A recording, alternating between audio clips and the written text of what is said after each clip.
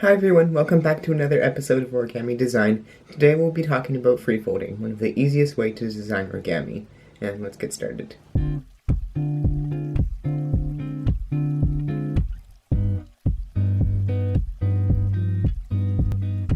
So before we get started explaining how free folding works, I would just like to tell you something really quick. In my first episode, I said that each design concept would be split into 3 parts. This video, however, will not because it's a fairly easy topic to grasp. Anyways, back to the video. Free folding is a method that Jeremy Shafer uses a lot in his book Origami to Astonish and Amuse, link in the description. Free folding is the act of folding a piece of paper without a specific goal. It's almost like walking down a trail in a forest and seeing which way it takes you.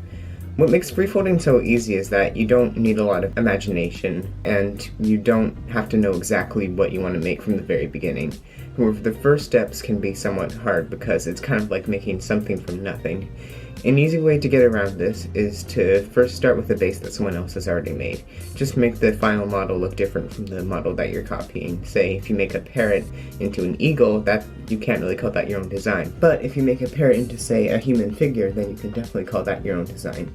You can also make up your own base, but that's fairly hard. So what you can do instead is to combine other bases to make entirely new bases. First, you can do like a blinsed frog base or a petal-folded fish base. Those have never been tried, so you can try those out.